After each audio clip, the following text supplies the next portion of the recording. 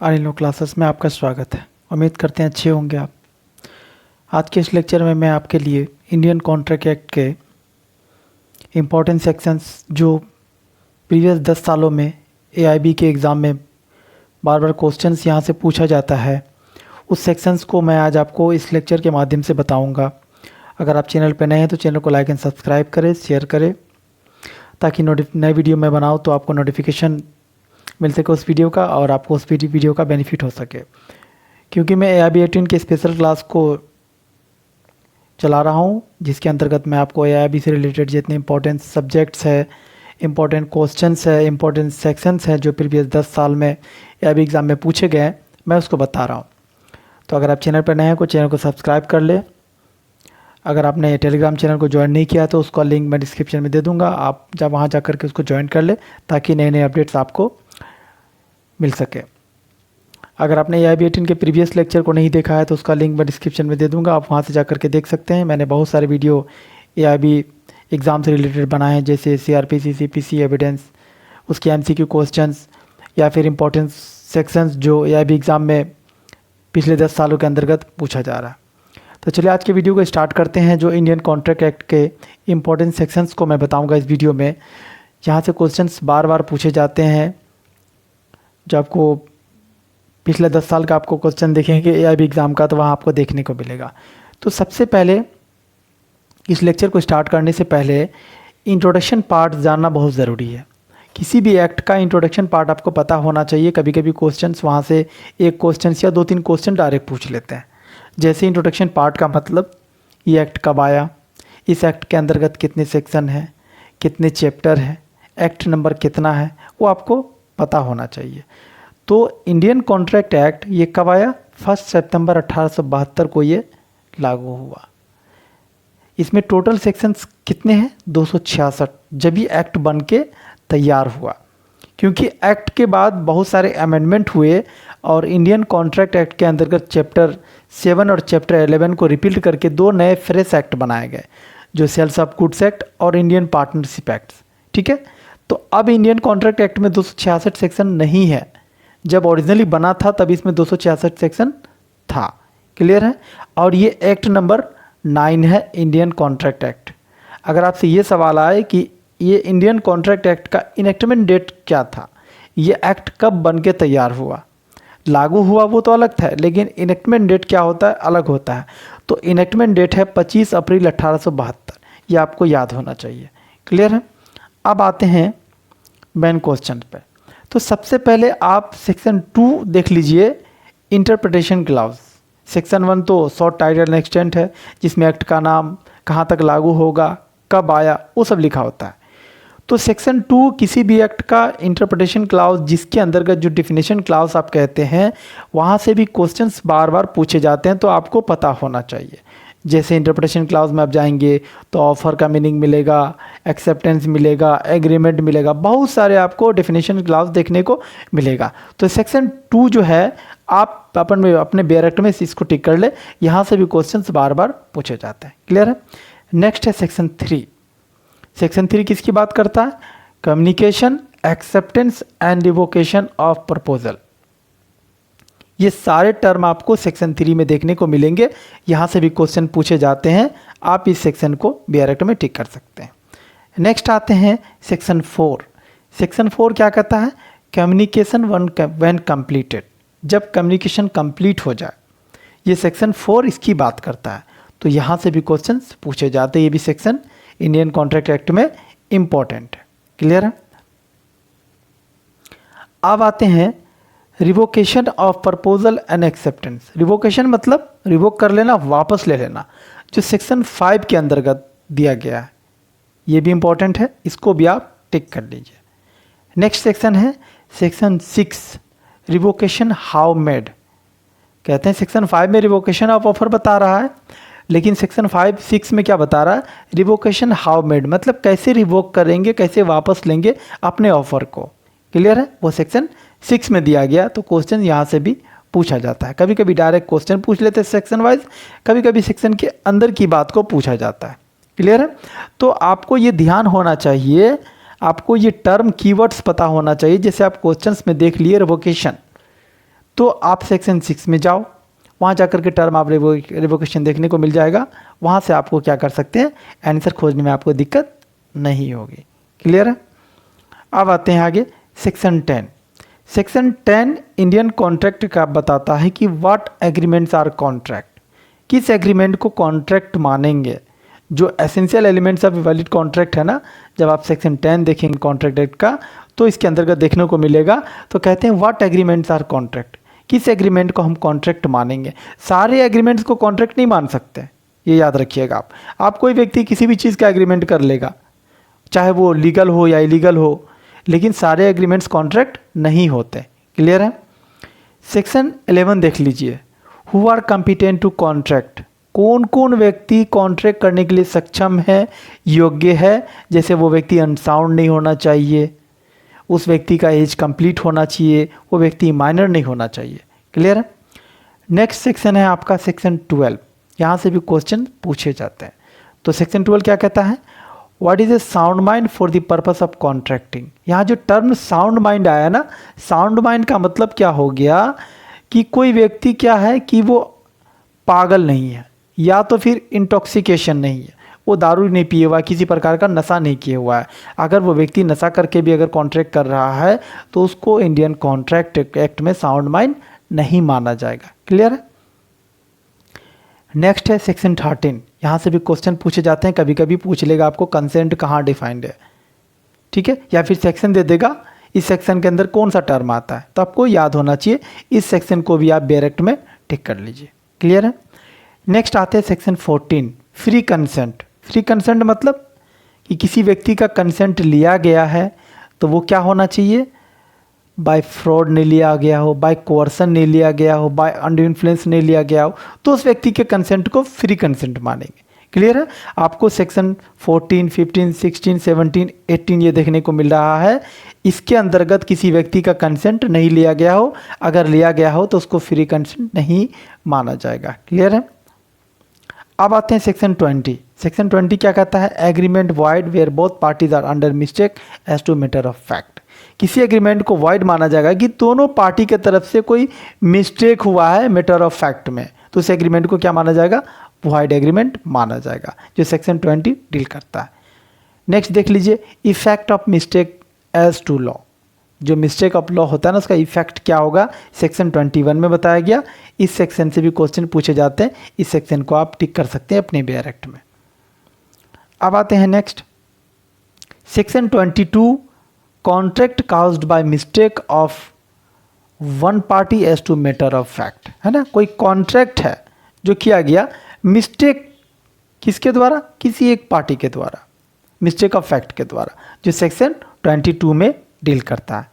Section 23 देख लीजिए क्या कहता है, what consideration object are lawful and what not. कहता है किस कंसिडरेशन को, ये क्या बोलते हैं कि ऑब्जेक्ट कंसिडरेशन को या ऑब्जेक्ट को लॉफुल मानेंगे या किसको नहीं मानेंगे, सेक्शन 23 में ये डील करता है। तो आपको याद होना चाहिए। क्लियर है। कंसिडरेशन का मतलब क्या होता है, समथिंग इन रिटर्न।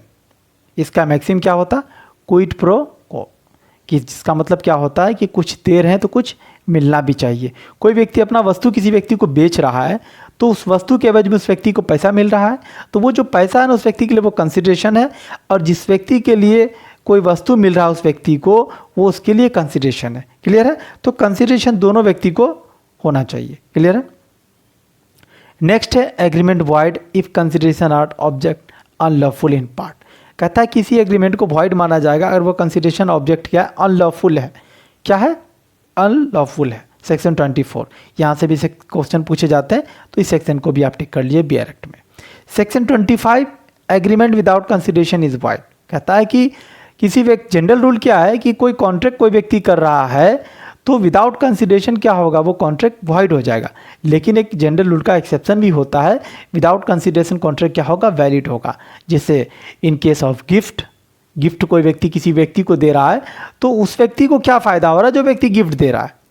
सामने वाला व्यक्ति को तो गिफ्ट के रूप में कोई सामान मिल रहा है, कोई वस्तु मिल रहा है, लेकिन उस व्यक्ति को क्या मिल रहा है, जो व्यक्ति गिफ्ट कर रहा है।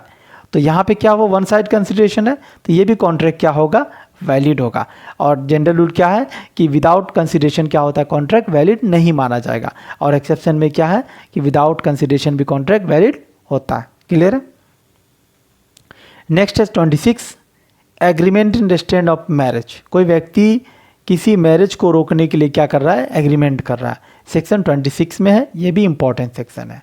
सेक्शन 27 देख लीजिए, arrangement agreement in restaurant of trade void, है ना, कोई एग्रीमेंट हो रहा है किसी बिजनेस को रेस्ट्रेंट करने के लिए, तो आप ऐसा एग्रीमेंट नहीं कर सकते, ये एग्रीमेंट अंडर सेक्शन 27 वॉइड माना जाएगा। यहाँ से भी क्वेश्चंस बार बार पूछे जाते हैं। सेक्शन 28, 29 देख लीजिए, वो ये एग्रीमेंट रेस्ट्रेंट की बात करता है। एक तो क्या है, लीगल प्रोसीडिंग को रोकने के लिए। सेक्शन 29 क्या कहता है, एग्रीमेंट वॉइड फॉर अनसर्टेनिटी। कोई कॉन्ट्रैक्ट कर रहा है या कोई व्यक्ति एग्रीमेंट कर रहा है ना, वो सर्टेन होना चाहिए, निश्चित होना चाहिए, अनसर्टेन नहीं होना चाहिए, तो वो एग्रीमेंट क्या हो जाएगा, वॉइड हो जाएगा अंडर सेक्शन 29। सेक्शन 30 देख लीजिए, क्या कहता है, agreement by way of wager. Wagering agreement जिसको कहते हैं ना, वो क्या है, वॉइड है under section 30 of Indian contract act.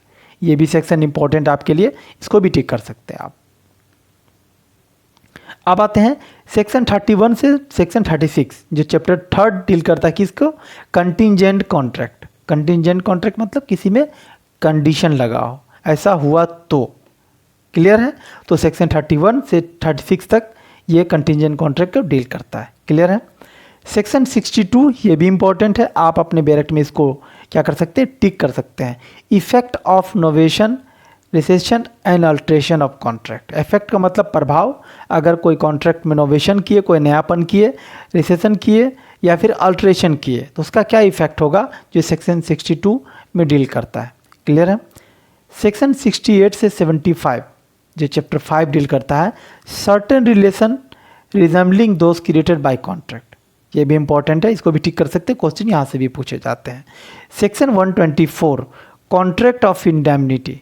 Indemnity का मतलब क्या होता है, क्षतिपूर्ति, ठीक है। सेक्शन 124 में कॉन्ट्रैक्ट ऑफ इंडेमनिटी डिफाइंड है, तो कभी कभी आपको पूछ लेगा कॉन्ट्रैक्ट ऑफ इंडेमनिटी क्या होता है, या फिर वो सेक्शन के अंदर की बात दे देगा, बोलेगा कहाँ डिफाइंड है आप बताइए। तो आपको इस तरीके से चीज़ को याद रखना है।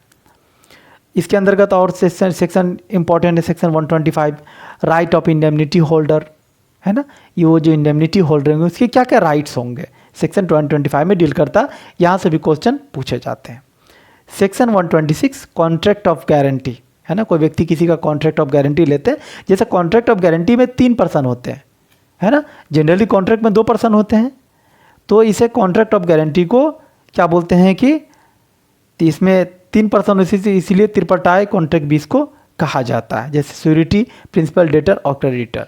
कोई व्यक्ति बैंक से लोन लेता है तो उसमें क्या होता है कि कोई व्यक्ति श्योरिटी होता है जो गारंटर ले रहा है, एक प्रिंसिपल, डेटर, एक क्रेडिटर, 3 व्यक्ति होता है, क्लियर। इसी को कॉन्ट्रैक्ट ऑफ गारंटी कहते हैं। सेक्शन 126 यहाँ से भी क्वेश्चन पूछे जाते हैं। सेक्शन 129, कंटिन्यूइंग कॉन्ट्रैक्ट गारंटी, है ना, कोई गारंटी ले रहा है कंटिन्यूइंग, मतलब कि कोई व्यक्ति किसी व्यक्ति को, दुकानदार को जाके कहता है आप इस व्यक्ति को सामान देते रहो, इसकी गारंटी हम लेते हैं। सेक्शन 129 इसकी डील करता है, इसको क्लियर है। Section 134, discharge of surety by release of discharge of principal debtor, है ना, ये जो श्योरिटी है उसकी डिस्चार्ज की बात करता है section 134 of Indian contract act. Section यहाँ से भी क्वेश्चन पूछा जाता है। सेक्शन 135 यहाँ से भी क्वेश्चन पूछा जाता है, आप इसको भी टिक कर लीजिए। और वो सेक्शन 138, ठीक है, और सेक्शन 139 यहाँ से भी क्वेश्चंस बार बार पूछे जाते हैं। सेक्शन 148 से 153 जो बेलमेंट की बात करता है, आपको बेलमेंट डायरेक्ट पूछ लेगा या फिर पूछ लेगा अंदर की बात है ना, कि जैसे कॉन्ट्रैक्ट फॉर स्पेशल पर्पस, इस तरीके से क्वेश्चन पूछ लेता है। जो सेक्शन का अंदर की बात होती है तो पूछ लेगा किस सेक्शन के अंतर्गत है, तो चीज़ें आपको ऐसे भी पूछी जाती, आपको ऐसे याद रखना पड़ेगा। नेक्स्ट है सेक्शन 172 जो प्लेज की बात करता है, जिसको पॉनर पौनी भी बोलते हैं हम लोग। सेक्शन 172 प्लेज है ना। और सेक्शन 123 में जो पौनी का राइट है, क्लियर है। ये सारे सेक्शंस क्या है, इंपॉर्टेंट है। सेक्शन 176 और उसके बाद क्या बोलते हैं 182 जो एजेंट और प्रिंसिपल को डिफाइंड करता है, जो एजेंसी से रिलेटेड चैप्टर है। सेक्शन 182 ये भी सेक्शन इंपॉर्टेंट है। कभी कभी एजेंट का डिफिनेशन पूछ लेगा या डायरेक्ट एजेंट्स का पूछ लेगा, प्रिंसिपल डेटर के बारे में पूछ लेगा, तो आपको ये चीज़ याद होना चाहिए। सेक्शन 197 यहाँ से भी क्वेश्चंस बार बार पूछे जाते हैं।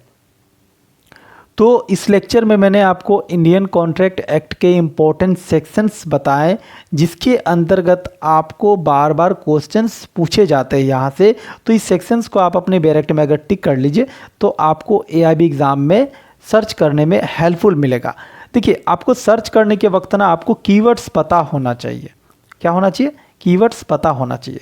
जैसे कंटिंजेंट कॉन्ट्रैक्ट आपको पूछ लिया, तो कंटिंजेंट कॉन्ट्रैक्ट को आप ढूंढे डायरेक्ट में, आपको दिख जाए सेक्शन 6, जो भी हो आपको सेक्शन दिख जाए और उसके सामने कंटिंजेंट कॉन्ट्रैक्ट लिखा हुआ है, तो आप इस तरीके से अपने डायरेक्ट में क्वेश्चन को ढूंढ सकते हैं। ये सिंपल तरीका होता है क्वेश्चन को ढूंढने का।